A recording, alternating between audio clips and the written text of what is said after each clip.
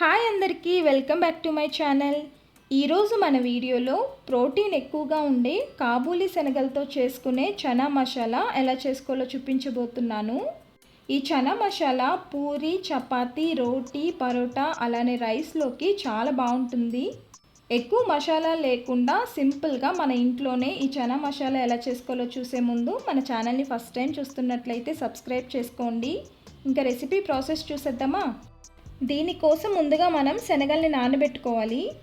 నేను అరకప్పు శనగలు అంటే వెయిట్లో వచ్చేసి 100 గ్రాములు ఉంటాయి. ఇవి ముందు రోజే నీట్గా వాష్ చేసుకొని తగినన్ని నీళ్ళు పోసి నానబెట్టుకున్నాను. చూడండి, ఉదయానికి బాగా నానిపోయాయి. ఇలా నానిన శనగల్ని కుక్కర్లోకి వేసుకుందాం. ఇప్పుడు ఇవి మునిగేలా నీళ్లు పోసి అలానే కొద్దిగా సాల్ట్ని కూడా వేసుకొని ఒకసారి కలిపి కుక్కర్ మూత పెట్టి 4-5 విజిల్లు వచ్చేంత వరకు ఉడికించి తీసుకోవాలి.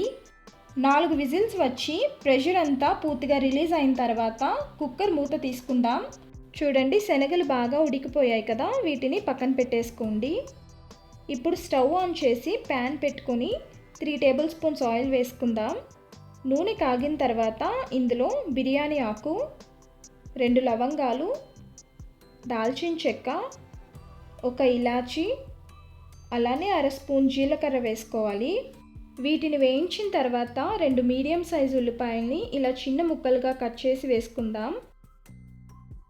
అలానే 2 రెమ్మల కరివేపాకు కూడా వేసుకొని ఈ ఉల్లిపాయ ముక్కల్ని బాగా వేగనివ్వాలి. ఇవి వేగేలోపు మిక్సీ జార్లో 2 టమాటాలని ఇలా కట్ చేసి వేసుకుందాం. అలానే అల్లం ముక్కలు, 7-8 వెల్లుల్లి రెబ్బలు కూడా వేసుకొని మిక్సీ పట్టాలి. ఈ విధంగా ఫైన్ పేస్ట్లా మిక్సీ పట్టి తీసుకుందాం. ఉల్లిపాయ ముక్కలు బాగా వేగి ఇలా బ్రౌన్ కలర్లోకి వచ్చిన తర్వాత ఈ టమాటా పేస్ట్ని ఇందులోకి వేసుకోవాలి. ఇప్పుడు ఒకసారి కలిపి ఈ టమాటా పేస్ట్ని బాగా వేగించుకుందాం. ఈ టమాటా, అల్లం, వెల్లుల్లి పచ్చివాసన పోయేంత వరకు బాగా వేగిన తర్వాత ఇప్పుడు మసాలాలు యాడ్ చేసుకుందాం. మీ రుచికి సరిపడా ఉప్పు, 1/2 స్పూన్ పసుపు, మీరు తినే కారానికి తగ్గట్టుగా కారాన్ని వేసుకోండి. 1 స్పూన్ ధనియాల పొడి, 1/2 స్పూన్ గరం మసాలా కూడా వేసుకొని ఈ మసాలాలన్నీ కలిసేలా బాగా కలుపుకోవాలి. ఈ మసాలాలన్నీ వేగేలా కలుపుతూ వేయించిన తర్వాత టమాటాలని మిక్సీ పట్టిన మిక్సీ జార్లో కొద్దిగా వాటర్ వేసి ఇందులో యాడ్ చేసుకుంటున్నాను. ఇప్పుడు ఒక 2 నిమిషాలు దీన్ని ఉడికించుకుందాం. 2-3 నిమిషాలు కుక్ చేసిన తర్వాత చూడండి, అన్నీ వేగి ఆయిల్ సెపరేట్ అయ్యి ఇలా దగ్గర పడింది కదా గ్రేవీ అంతా. ఈ స్టేజ్లో ఉడికించిన శనగల్ని నీళ్ళతో పాటు ఇందులోకి వేసుకోవాలి. ఇప్పుడు ఒకసారి కలిపి మన గ్రేవీ కన్సిస్టెన్సీకి తగ్గట్టు వాటర్ యాడ్ చేసుకుందాం. నేను 1/4 కప్పు వాటర్ని యాడ్ చేసుకుంటున్నాను. ఈ స్టేజ్లో టేస్ట్ చూసి ఉప్పు సరిపోకపోతే అడ్జస్ట్ చేసుకొని కలిపి మూత పెట్టి గ్రేవీ దగ్గర పడేంత వరకు ఉడికించాలి.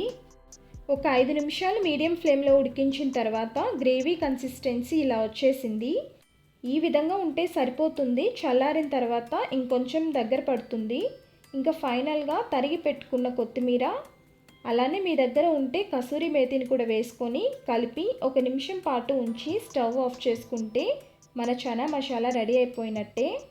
నెక్స్ట్ టైం పూరి, చపాతీ చేసుకున్నప్పుడు నేను చెప్పిన ప్రాసెస్లో ఈ చనా మసాలాని మీరు కూడా ఇంట్లో ప్రిపేర్ చేయండి.